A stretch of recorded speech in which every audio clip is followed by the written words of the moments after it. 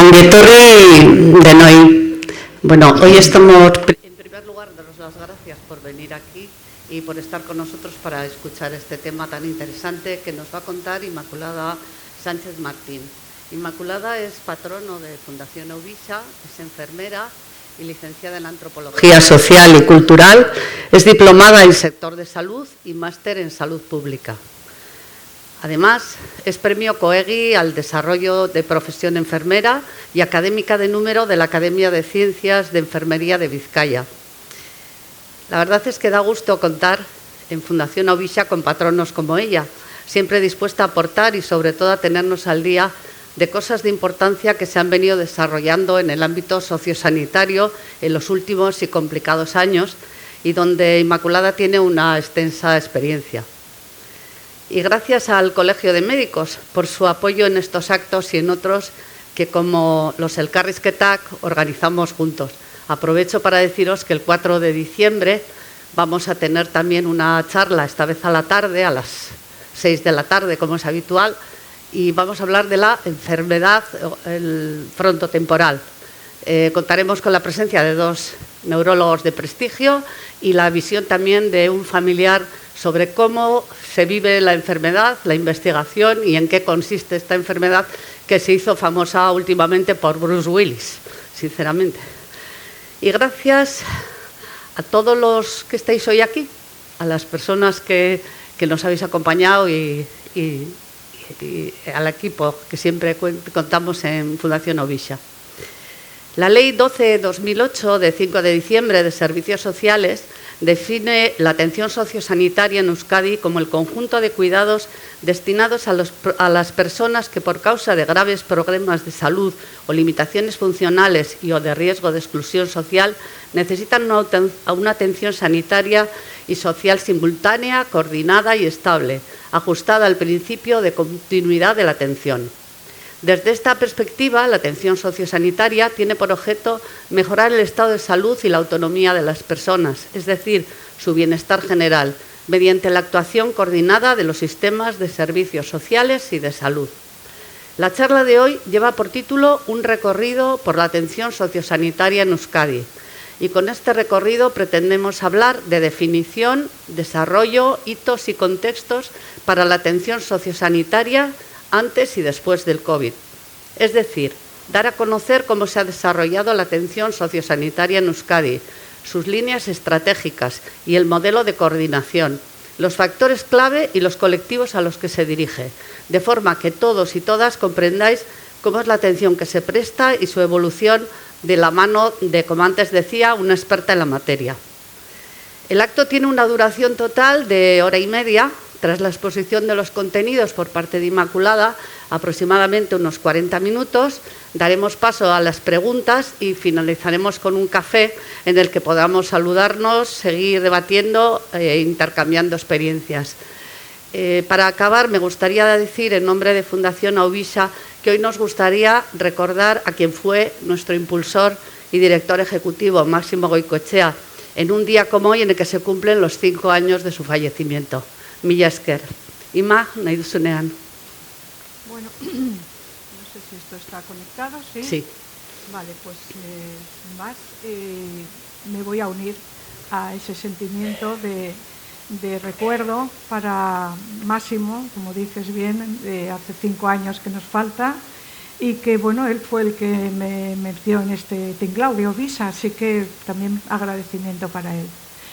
Bueno, Egunon, de Nori, yo voy a hacer toda la charla en euskera porque no la podría hacer esto en castellano, no la puedo hacer en euskera, no domino la lengua, pero supongo que todos aquí sí que podéis entenderme en castellano.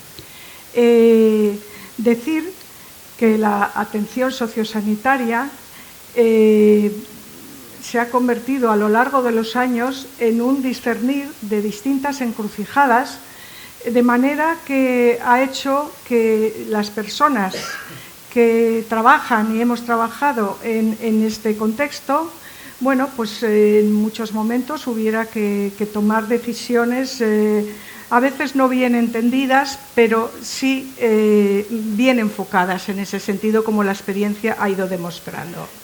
Yo he dividido la charla en varios contenidos, hablar desde cuándo tenemos conocimiento en la normativa de lo que es la atención sociosanitaria, qué hitos se han ido sucediendo en Euskadi, cómo se ha desarrollado toda la implementación de la coordinación sociosanitaria y llegamos a la pandemia, donde en el contexto postpandémico pues, nos aparecen, como no pudo ser de otra manera, nuevos desafíos que afrontar y también hablar un poco de las herramientas que existen y se han puesto en marcha para la implementación de esa coordinación sociosanitaria y también en unas últimas diapos pues, hablar de la importancia que tiene la coordinación sociosanitaria no solo en la atención a la cronicidad, sino en el camino que hay que seguir hacia la integración sociosanitaria. Que algunos países y algunas comunidades, yo ayer y antes de ayer he estado conectada por streaming con el Congreso de Edad y Vida de Barcelona y me ha gustado observar cómo están otros países en las conferencias que daban y bueno, pues a veces hay que sacar pecho y decir, pues qué bien estamos, ¿no? Porque aquí se están haciendo también cosas en ese sentido. Bien, desde la Ley de Cohesión y Calidad en el 2003 ya habla en su artículo 14 en 3 puntos sobre la prestación de atención sociosanitaria y nos dice ya que va a comprender el conjunto de cuidados que se puede beneficiar a la ciudadanía de una manera simultánea y sinérgica. Estos términos se van a repetir porque lo recogen otras normativas también, y de los servicios sociales y sanitarios. Otro punto, el punto 2, habla de que se tiene que llevar a cabo en los niveles de atención de cada comunidad autónoma, pero que como mínimo tiene que recoger los cuidados de larga duración, que hoy día se habla tanto de ello, también la atención a la convalecencia y también a la rehabilitación en aquellas personas, aquí los llamaba todavía en aquella época pacientes, que tuvieran un déficit funcional que pudiera ser recuperable. Y como final de estos párrafos de definiciones, también habla de que la continuidad de este servicio tiene que estar garantizada tanto por los servicios sociales como por los servicios sanitarios a través de la adecuada coordinación institucional de las distintas administraciones. Bien, por otro lado, como antecedentes, en el 2006, ya en el 14 de diciembre, se promulga la llamada LAPAD, que es la Ley de Autonomía Personal y Situación de Dependencia, popularmente conocida como Ley de Dependencia, y esto lo que hace es generar el desarrollo de un marco normativo de ámbito ya sociosanitario a nivel de todas las comunidades. Un recorrido básico de las normativas, digamos, de mayor peso o que más han impactado, ¿no? En este ámbito. En el 83 ya hubo una ley que regulaba las relaciones interinstitucionales de la comunidad autónoma y también de sus órganos forales. En el 97 sale y se promulga la Ley de Ordenación Sanitaria de Euskadi. En 2008 la Ley de Servicios Sociales de Euskadi y en el 2022, que es un decreto, el más reciente que tenemos, por fin, y digo por fin porque se trabajó una serie de años sin tener esta estructura de definir cómo tenía que ser la gobernanza sociosanitaria en Euskadi, qué estructura tenía que tener y qué funciones y qué órganos tenían que desarrollarse o a través de ese decreto se estaban desarrollando y por lo tanto dándole carácter digamos legal, normativo, porque también definía los recursos económicos en este sentido. Bien, ¿qué ha pasado a lo largo de estos más de 25 años? Yo diría que ya llevamos como 28, pues que se han ido promulgando una serie de normativas, parte ya las he ido nombrando ahora, y en 2013 es cuando se promulga las primeras líneas estratégicas de atención sociosanitaria, que son para 4 años, En el 2017 salen las prioridades estratégicas de atención sociosanitaria y en el 2021, con vigencia hasta 2024, la estrategia sociosanitaria de Euskadi. Como ven, todo este recorrido no es baladí y esto ha generado muchísima experiencia y en la práctica y cómo se han ido desarrollando y mejorando todos este ámbito. Estas estrategias están basadas en unos principios y también en unos valores de autonomía, de actividades y atención centrada en la persona, sobre todo en la coordinación interinstitucional, promover y mejorar la calidad de vida de las personas y también mejorar en la medida de lo posible su salud y de una manera que se pudieran garantizar los principios. Esto no se ha hecho de forma fácil. ¿Por qué? Porque tenemos un marco institucional tremendamente complejo en Euskadi. No así en otras autonomías, pero aquí sí. Lo que no ha impedido es que esto se pudiera llevar a cabo porque se puso mucho énfasis en llegar a consensos, en hacer acuerdos y en hacer normativas basadas en eso, en el consenso. Las entidades que formaban parte en su momento para hacer esta coordinación institucional estaban en 3 niveles. En el nivel del Gobierno vasco, con 2 departamentos, el Departamento de Empleo y Políticas Sociales, que se llamaba así entonces, y el Departamento de Salud y Osakidetza, las 3 diputaciones forales, una por territorio histórico, y luego Eudel, que englobaba los 251 gobiernos locales, a través, como he dicho, del consenso. Y todo esto ha generado pues, una cultura colaborativa y entre todas estas administraciones que no es fácil entender y sobre todo que aunque cueste llegar a esos acuerdos y a esos consensos, ha sido posible. El departamento anterior de Empleo y Políticas Sociales, hoy día, desde la última legislatura, se llama de Bienestar, Juventud y Reto Demográfico. Perdón, ¿eh?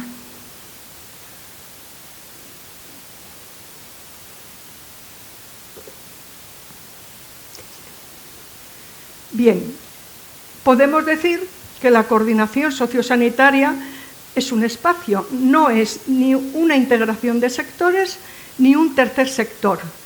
Es un espacio que quedaría en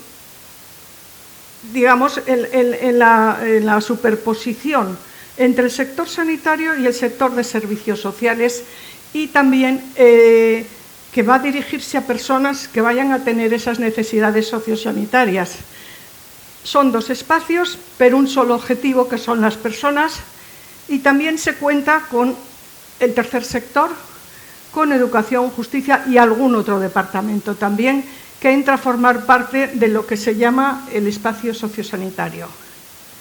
¿Cuál era la situación de partida en su análisis antes del 2012? Bueno, pues se sabía que había una parcialización de la persona, lo cual hacía que tuviera que ir a recibir atención a veces al sector salud y a veces con profesionales del sector social. Y eso hacía que pudiera haber objetivos que puedan ser incompatibles si eso no estaba coordinado. Los usuarios también estaban insatisfechos porque tenían que ir de un sitio a otro también para recibir y para activar prestaciones. Por otro lado, eso significaba que también se hacía una infrautilización de servicios y eso generó pues espacios de riesgo también de desprotección por esa falta de coordinación en esos ámbitos sociosanitarios, sociales y sanitarios, lo que hacía que hubiera una pérdida de esos beneficios que trabajando conjuntamente y coordinadamente podían optimizarse de una mejor manera. ¿Cuál es el enfoque que se propone a partir de estos análisis? Pues se propone un enfoque integral con un continuo en la atención. Primero, prevenir, curar en fases donde la prevención no ha sido posible. Si no se ha podido curar, otro elemento importante es el cuidar, y cuando todo eso, y siempre que sea posible, una rehabilitación, pues hacerla. Eso lo que hace es definir ese modelo de atención centrado en la persona y a través de la coordinación asistencial, pero siempre todas las normativas van apuntando a que debe de hacerse lo más cercano y si es posible, en el entorno residencial de las personas.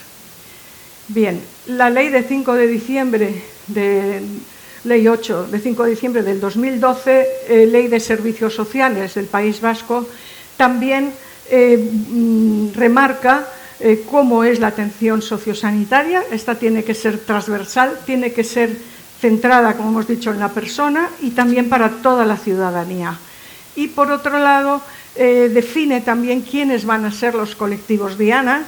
Tienen que ser personas o van a ser personas con trastornos mentales, personas que puedan estar en riesgo de exclusión y de desprotección, que tuvieran discapacidad o dependencia, y atención a niños y niñas con necesidades especiales, y además de otros colectivos que pudieran tener estigma social. Por lo tanto, dicho todo eso, hay que entender que la atención sociosanitaria representa un área estratégica para Euskadi y que busca favorecer esa coordinación entre los distintos niveles y entre los distintos sectores. Y la definición que se hizo de cartera, se tuvo que poner una normativa para decir cómo tenía que ser la definición de la cartera de servicios, establecer también un sistema de información y de comunicación entre ambos espacios, entre ambos niveles, entre el social y el sanitario. Se llegó a formalización de acuerdos entre los distintos sectores, se hizo un plan de desarrollo dentro de esos colectivos diana y se impulsó también elementos que tuvieran que ver con la formación, no solamente de profesionales, sino también de usuarios, de población, que también se propiciara la innovación en este sector y también transferir el conocimiento que de ahí se iba sacando. ¿Cómo? Pues evitando la fragmentación, facilitando la intercomunicación y eliminando las dificultades que había de accesibilidad, pero siempre asegurando una prestación con equidad y la continuidad de cuidados. Como ejemplos, pues se puso en marcha el despliegue de la historia clínica de los Avide Global de Osakidetza a las instituciones residenciales y a los posteriormente centros de día, también, que lo han ido solicitando. Se desarrolló y se fijaron los criterios que debía de reunir los equipos de atención primaria sociosanitaria. Estos debían de conformarse, y digo conformarse, no crearse como estructura, porque ya hemos dicho que no son nuevas estructuras, no es un tercer sector, es la forma de trabajar, juntarse el médico, la enfermera de primaria y el trabajador social de base de referencia para evaluar los casos que tuvieran necesidades sociosanitarias y poder coordinar un plan de acción y unificar agendas para hacer luego las evaluaciones y los seguimientos. Y luego también se pilotó una herramienta común de valoración sociosanitaria que la gente proveniente del ámbito social la conocía muy bien, que era la evaluación con la herramienta RAICA. Bien.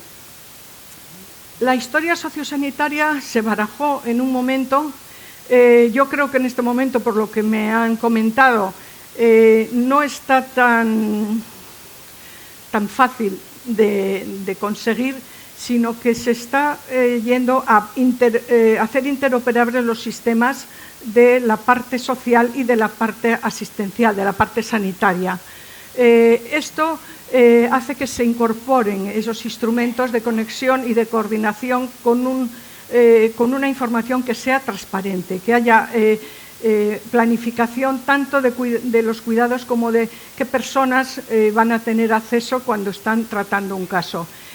También define qué rutas puede haber para que la gestión de casos pues, pueda tener un buen nivel de acceso y de entendimiento, y también incluye aspectos relevantes, sobre todo del derecho de autonomía de las personas que tienen dependencia o discapacidad, y cómo puede ser también aquellas personas que tienen situación de tutela o de desprotección. Para ello hace falta una tecnología para la intercomunicación que respete esos criterios de confidencialidad. Lógicamente siempre se hace teniendo presente toda la normativa que exige la Ley de Protección de Datos, y también que asegure una trazabilidad dentro de los registros. El primer paso que se dio fue el Osabide en residencias como un instrumento común ya de propiciar la atención sociosanitaria.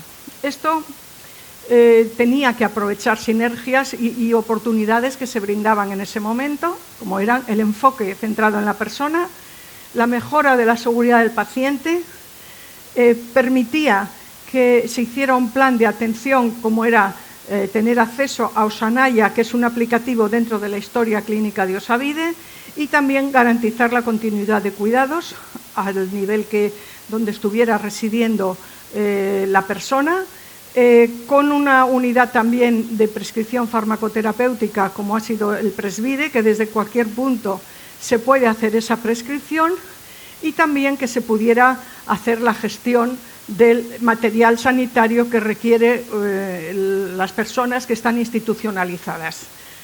Se ha permitido también con esto hacer elaboración de informes, no solamente clínicos, sino también administrativos, de independencia, para solicitud de incapacidad, incluso para hacer interconsultas, tanto de servicios sociales al sector sanitario, como desde lo sanitario y especialistas a los servicios sociales. Algún ejemplo tenemos en comarcas de Vizcaya y de Guipúzcoa, y en Vitoria, en Álava yo creo que es Vitoria, si no me equivoco, que ya está completo y está operativo esta mejora, ¿no? Bien, dentro de las líneas estratégicas que se definieron estaba la atención a niños y niñas con necesidades especiales. Había que consolidar los equipos de valoración de atención temprana, evaluación también del PAINE y desarrollos de estos proyectos por los distintos territorios, y la atención a otros colectivos, como hemos dicho que era otro de los objetivos de los colectivos Diana, también con intervención sociosanitaria dentro de lo que se han llamado antes enfermedades raras, que ahora son enfermedades poco frecuentes, y también la intervención sociosanitaria que afecta a personas trasplantadas. Otro grupo sería la atención a personas con discapacidad y dependencia, y a partir de ahí establecimiento de programas de formación y de apoyo a los cuidadores y cuidadoras. La mayoría son mujeres en este entorno, pero bueno, cada vez van incorporándose más hombres al cuidado directo. Definir e implantar ese modelo de atención sociosanitaria en el ámbito psicogeriátrico, y el consenso también del modelo sociosanitario de cuidados paliativos, que también tenemos. Todos estos documentos de los que hablo los pueden encontrar en la página de atención sociosanitaria. Si ponen Google de Euskadi, hay cantidad de documentos, cantidad de normativa. Todo lo que yo he ido diciendo ahí se encuentra, y hay manuales y hay libros muy bien estructurados y muy bien definidos, donde se puede encontrar. Y esto se hace, como no puede ser de otra manera, a nivel territorial, a través de planes operativos que incluyan financiación, que también den paso a elementos de innovación y a la participación.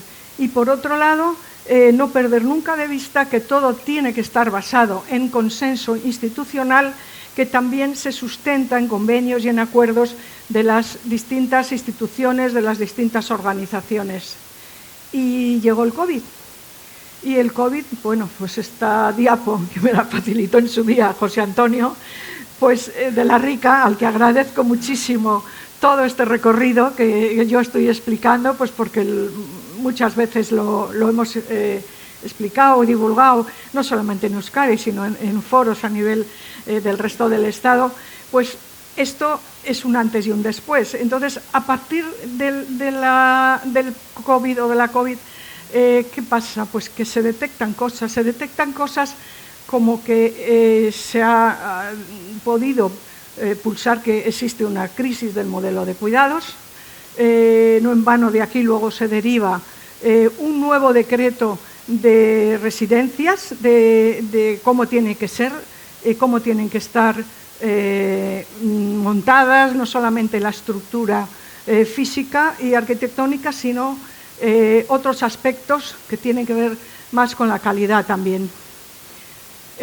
También se ve que hay que reajustar y profundizar en los temas de equidad y justicia distributiva, poner atención también en la vulnerabilidad epidemiológica y social, en la solidaridad y en la corresponsabilidad, no solamente de las instituciones, sino también de los usuarios y de los profesionales, y que exista también un incremento que se detecta ese incremento en los procesos de salud mental, aumentan las listas de espera y por lo tanto, y con consecuencia de ello, las demoras también, y también se detecta que hay mayor soledad no deseada porque existe mayor distancia de las personas, sobre todo que viven solas, y mayor aislamiento social.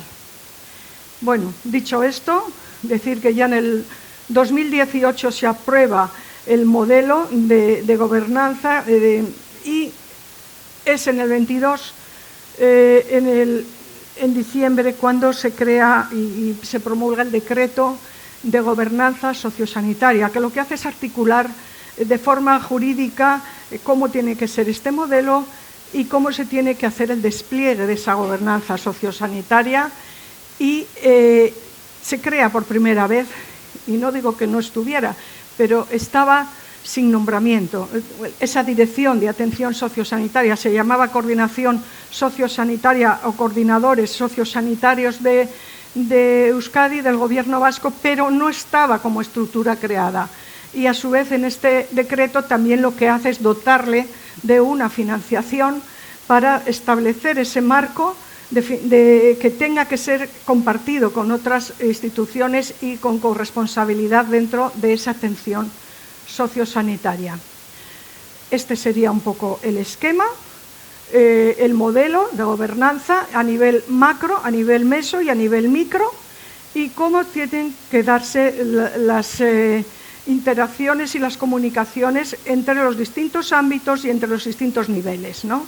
Existe un Consejo Vasco de Atención Sociosanitaria, ahí están los dos departamentos, estaban los coordinadores, que ahora es la dirección de atención sociosanitaria, estaba representado EUDEL y los tres territorios de las tres diputaciones, ¿vale? De ahí se deriva los consejos territoriales, hay uno por territorio, con comisiones sociosanitarias territoriales. A su vez se hace la coordinación con el ámbito sociosanitario territorial. En el nivel meso luego se deriva las comisiones sociosanitarias comarcales, allá donde se han creado, no se ha creado todavía en todos los ámbitos de todas las comarcas, pero sí que aparecen ya los referentes sociosanitarios por esas comarcas, porque así lo determina el decreto ¿no?, de gobernanza. Y a partir de ahí, en el nivel micro, estarían atención primaria y sociosanitaria, que estaría lo que comentaba antes, los equipos de atención primaria sociosanitaria, médico, enfermera de centro de salud de referencia de la persona de que se trate, con el trabajador o trabajadora social de base del ayuntamiento en cuestión o del barrio, y también los equipos de valoración en atención temprana. Por lo tanto, en este lado tendríamos órganos decisorios y en el otro lado las figuras de coordinación. Se desarrollan 5 áreas de actuación. la gobernanza, la interoperabilidad, la prevención y la red de atención sociosanitaria, pero también la investigación, desarrollo y se nos ha ido, voy a poner otra vez. Vale, esto se desarrolla con 5 áreas, estas 5 de aquí, y luego hay 15 proyectos estratégicos que van a desarrollar esas 5 áreas. Y ahí, como vemos, tenemos los componentes institucionales de quienes conforman y forman todos estos elementos de gobernanza.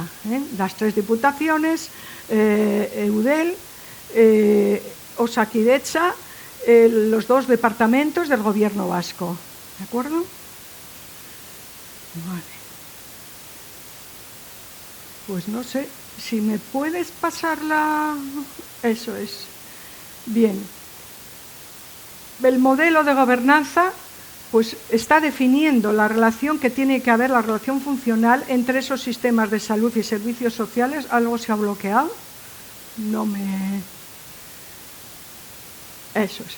Distingue elementos consultivos y figuras de coordinación. Esto sigue bloqueado. No sé. ¿Sí? Vale. ¿Con qué das? Con el del medio. Vale. Vale, distingue esos 2 elementos, los órganos consultivos y las figuras de coordinación. Todas las decisiones que de ahí emanan van a tener carácter autónomo y tienen que respetar también las directrices que vengan de órganos superiores, de los distintos departamentos. Define los roles y las competencias que tiene que haber y además ordena, como hemos visto antes en el gráfico, que tiene que haber distintas relaciones de estructura y funcional, tanto a nivel macro, a nivel meso como a nivel micro. Y todo ello cumpliendo unos objetivos que son los de armonizar políticas interinstitucionales, la coordinación funcional y la coordinación multidisciplinar. Vale, hemos hablado en algún punto de interoperabilidad. ¿Qué es? Pues es la capacidad de los sistemas aquí de información. ¿Para qué? Para compartir datos, para intercambiar información, hacerlo de manera segura, disponer de herramientas y coordinación del trabajo y de los profesionales también. Esto se hace con una metodología que tiene distintas secuencias, la identificación del caso de uso que establece canales para la interlocución, tanto de las OSIs y salud mental dentro de salud y dentro y de las diputaciones y los ayuntamientos con canales de comunicación. Esto define una serie de catálogos de uso, están publicados también en la página que he comentado antes. Hay sesiones formativas donde existen luego actas de reunión, se hace análisis de ese intercambio de datos, cómo se está llevando a cabo y cómo está informando del modelo funcional y tecnológico. Hay pilotajes y medición de esos pilotajes que dan lugar a memorias de esos pilotos. Posteriormente se evalúan resultados dentro del año que toque el plan estratégico, de los que hemos definido antes, que han existido cada 4 años, los últimos 10 años, y eso lleva siempre informes de evaluación, está colgado todo en la red para el que tenga más interés, y luego define también las escaladas de los proyectos pilotos, pero previamente hay que definir cómo va a ser ese plan de escalada. Bien, esto es un esquema de cómo se produce la interoperabilidad. Digamos que hay aquí. Desde Osakidetza se puede poner en la agenda cómo se quiere hacer un informe tanto para teleasistencia, para que Betion pueda poner en marcha, si la persona cumple los objetivos que están definidos para tener la teleasistencia, como para otros escenarios que puedan ser de informes que tengan que ver con petición de dependencia o cualquier otro o de discapacidad también.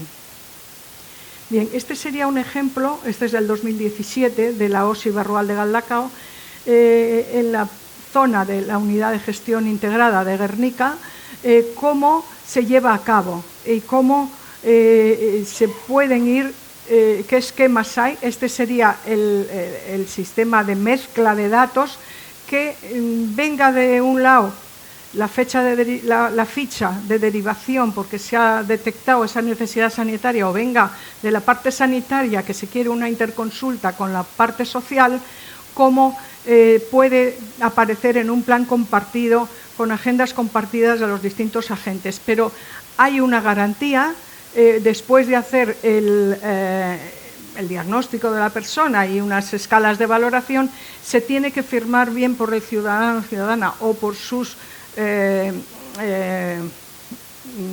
¿cómo se dice?, representantes legales, si tiene alguna incapacidad, cómo ese consentimiento se tiene que dar. Si se da, se pasa a la interconsulta, pero si no se da, fin del caso. Cuando las personas o el familiar que está autorizado no acepta, pues se finaliza el caso. Bien. Hemos hablado de los referentes sociosanitarios. ¿Y qué son los referentes sociosanitarios? Pues son profesionales con experiencia y solvencia reconocida, que van a ser figuras clave en esa coordinación sociosanitaria, dependiendo el ámbito donde ellos actúen. Forman parte de este modelo de gobernanza, y además se les atribuye una serie de funciones entre el nivel asistencial y el nivel organizativo. Esas funciones que se les atribuyen van a ser de gestión, van a ser de coordinación de todos los flujos de información, también de ayudar a los despliegues de los proyectos sociosanitarios que haya a nivel autonómico o territorial o dentro de su propia organización, y además tienen que establecer y hacer de impulso a la coordinación que hubiera, que también tiene que estar orientada a los recursos disponibles en el ámbito donde actúe, y también tiene que realizar funciones de comunicación a la Comisión Sociosanitaria con las actividades o actuaciones de coordinación que hayan desarrollado. Existen unos criterios para el despliegue, los referentes sociosanitarios entre el sistema sanitario y el sistema de servicios sociales. Tiene que haber al menos un referente sociosanitario en las OSIs, un referente sociosanitario en servicios sociales básicos y un referente sociosanitario en cada diputación foral. Y no obstante, bueno, pues cada organización puede desagregar y crear el nivel de coordinación que estime conveniente. Esto sería territorialmente cómo se han conformado el mapa de referentes sociosanitarios. En rojo vamos a tener los 3 referentes que hay en Euskadi, uno por territorio, de la parte de salud mental. En verde oscuro tendremos los de Guipúzcoa, en naranja o amarillo los de Vizcaya y en azul los de Álava. En total, en el momento que está hecho este mapa, que sería hace 3 años, había 28 referentes. Y hablar ya un poco de la importancia que tiene la coordinación sociosanitaria. Hay que entender lo sociosanitario como un proceso de humanización, como un movimiento social también, con una cultura y dinámica para los profesionales y como un acercamiento de los sistemas, de ambos sistemas, a la vulnerabilidad social. Y las condiciones de los sociosanitarios se van a dar en esos 3 niveles, macro, meso y micro. Y nada, en definitiva, y ya para cortar, ahora va a ser vuestro turno, decir que la coordinación sociosanitaria, desde mi punto de vista, debe de ser el reto, pero también la ruta, pues para lograr esa integración en la atención sociosanitaria y, por qué no decirlo, en la atención a la cronicidad, de manera que esa relación que se tiene que establecer primero con la cooperación, que hemos ido viendo que años era a través de cooperación, luego de coordinación, nos faltaría el siguiente paso. Y nada, muchas gracias, eskerrik asko. Inmaculada nos iba a contar.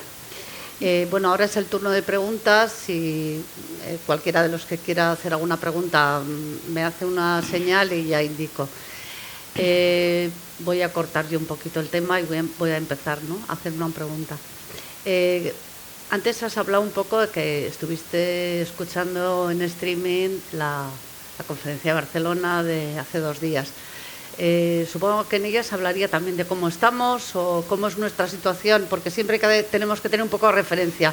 Somos los que estamos de avanzadilla en este estilo de trabajo, estamos tomando modelo de algún país o de alguna otra experiencia en otro sitio.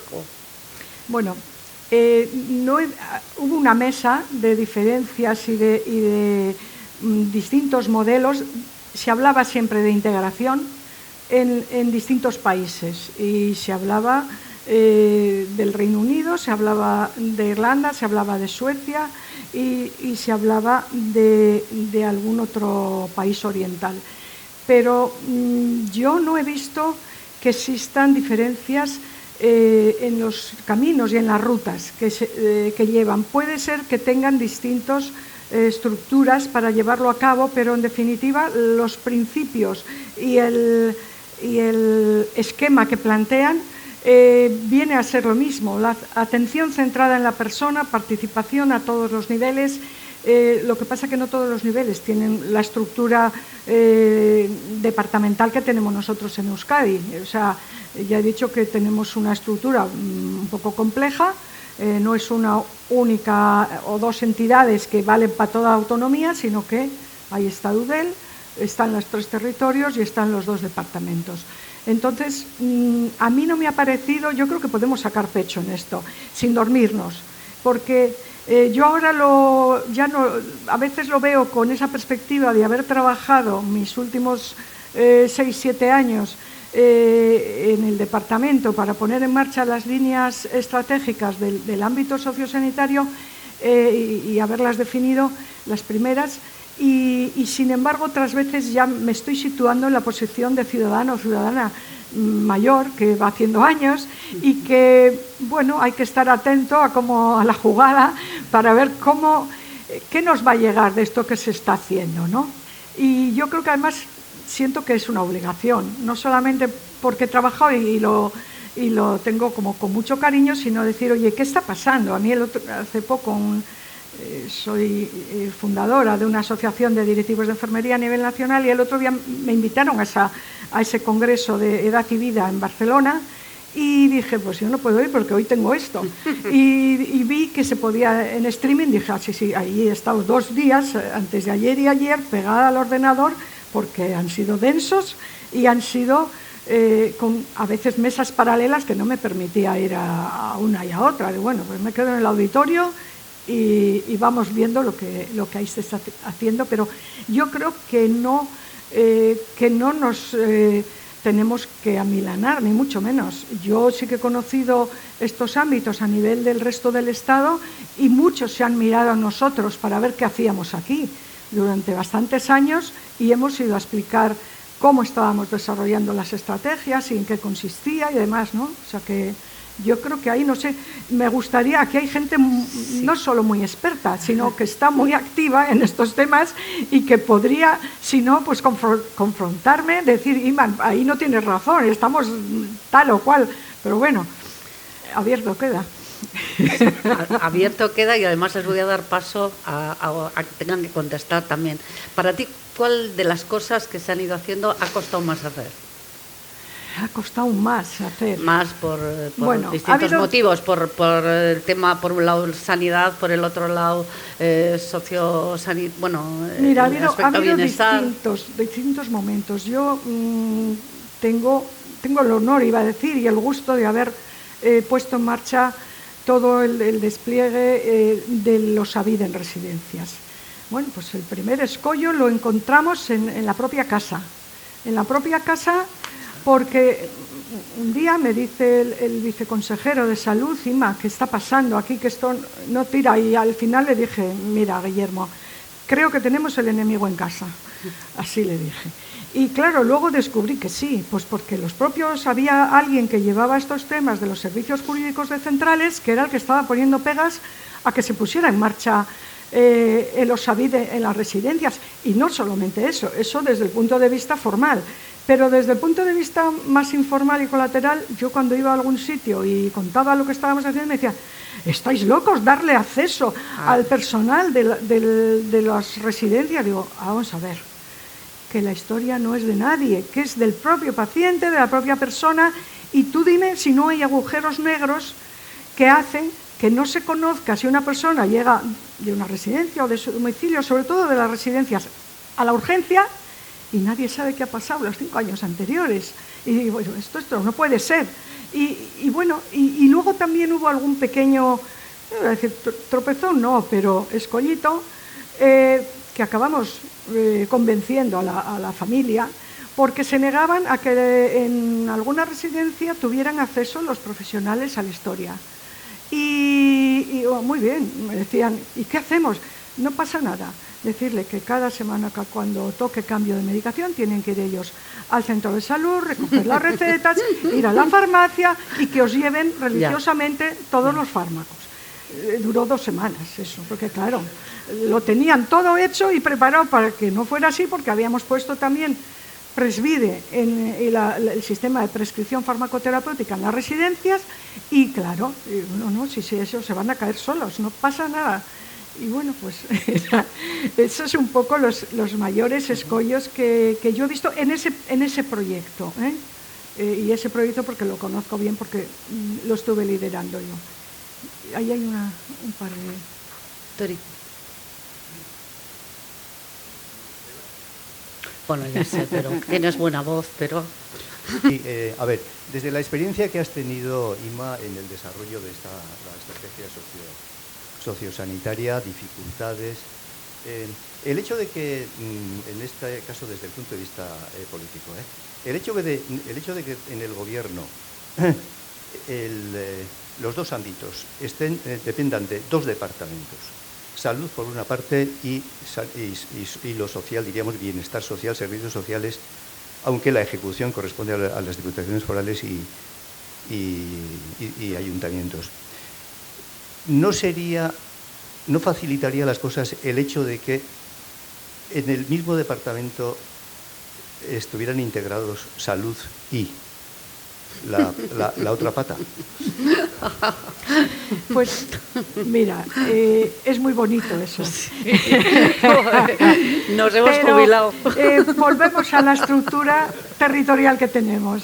Otra vez chocaríamos con que cada diputación legisla. O sea, bueno, sí, legisla el Parlamento, pero también hay desarrollos normativos de las diputaciones, tienen sus canales y circuitos y sus estructuras y los recursos de que las dotan, ¿no?, para cumplir todo lo que hemos dicho.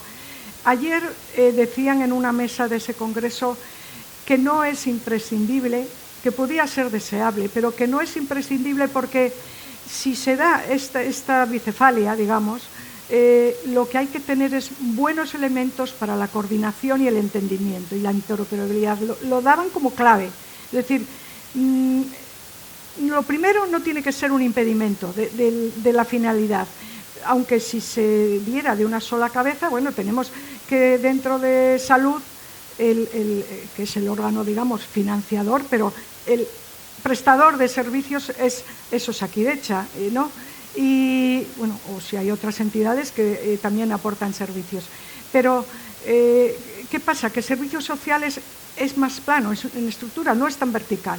Entonces, yo no sé si eso, tardaríamos años, pero que tampoco sé si es deseo de la política de este gobierno ni de anteriores, por supuesto, el hacerlo así. Ha habido algún ejemplo en alguna autonomía donde ha habido alguna época que han estado fusionados, pero tampoco han funcionado mejor. Por eso yo no sé si había que poner ahí ese freno o si no, más bien dar cumplimiento a lo que está establecido y que a la vez, si la coordinación es buena, esos referentes responsables de la interlocución sociosanitaria y de poner en marcha todas las estrategias y proyectos, ahora se está dando, es todo mejorable, como no cabe duda, pero yo creo que no he visto un buen ejemplo. Sí que ha habido países que lo tienen en conjunto, pero claro, estamos hablando de otras perspectivas, con otras políticas, y al final nadie demuestra cuál es el mejor, no sé cómo decirlo. Pienso que hay muchos caminos que llevan a conseguir la finalidad que pretende el espacio sociosanitario hasta ahora con la coordinación, y en un futuro no sabemos si hablaremos de integración. Hay algunas experiencias, Cataluña decía que estaba haciendo alguna experiencia de cómo, pero a niveles más locales, no altos, a niveles más locales, cómo hacer que todas esas estructuras estuvieran dependiendo de un mismo punto y que se estuvieran, tienen bastante avanzado toda la conexión informática. De hecho, ayer decían que el acceso a la información tanto la tienen en su globalidad desde lo social hacia lo sanitario y desde lo sociosanitario a lo social, siempre con los filtros y los permisos que estén establecidos y que se permita cómo hacerlo. Sin embargo, bueno, pues aquí estamos todavía en ese inicio de la interoperabilidad. Es muy buena dentro de lo que son los ámbitos de acceso a la historia clínica, como hemos dicho, a través de Osavides. Se pueden hacer informes, se pueden pedir interconsultas con especialistas, pero no hay un repositorio común. En su momento, cuando se empezó a hablar de la historia electrónica sociosanitaria, sí que se planteaba eso. De hecho, yo todavía participé antes de jubilarme en reuniones donde se aglutinaba el consenso, bueno, la presencia allí, la discusión de sectores, no solamente salud y asuntos sociales, estaba educación, estaba la archaña, estaban los jurídicos, estaba trabajo. Había muchos sectores que tenían algo que decir ahí. Y entonces, de momento, eso va con un poquito más de, no sé si es prudencia, precaución o imposibilidad técnica y económica, porque de verdad que eso, pues sí.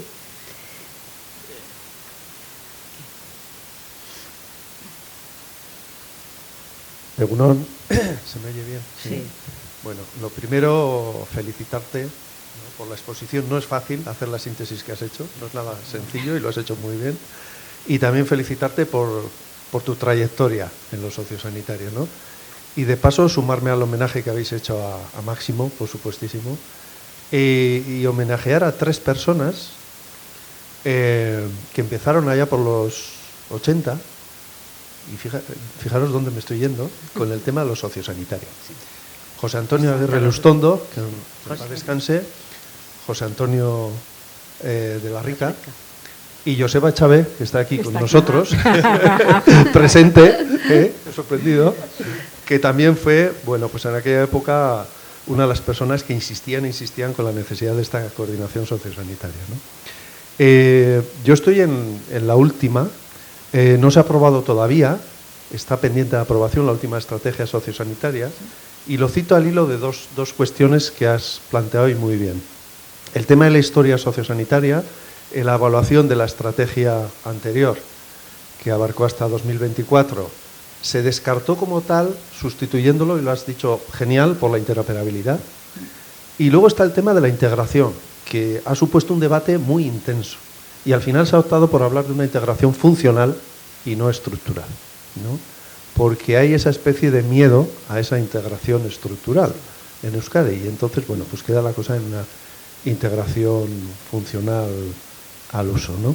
Creo que va a ser una estrategia que va a gustar, pero bueno, está pendiente de aprobación. Entonces, bueno, ya creo que esperemos que en breve la veamos ya. Qué ricasco. Gracias. Antes no he terminado de decir, me has preguntado cuáles han sido escollos y tal. Hubo otro pilotaje que hicimos porque se acordó buscar una herramienta de valoración sociosanitaria, se optó por el RAICA y encontramos un grupo de una empresa, el RAISoft, que estaba desarrollando esto. Tuvimos también la suerte de que la persona que estaba en Suecia, que llevaba a nivel del Estado estos desarrollos era de Salamanca, con lo cual nos entendíamos con él estupendamente. Y bueno, y así fue, pero hicimos un despliegue grande de formación en médicos y enfermeras de atención primaria y en trabajadores sociales de base de los distintos ayuntamientos.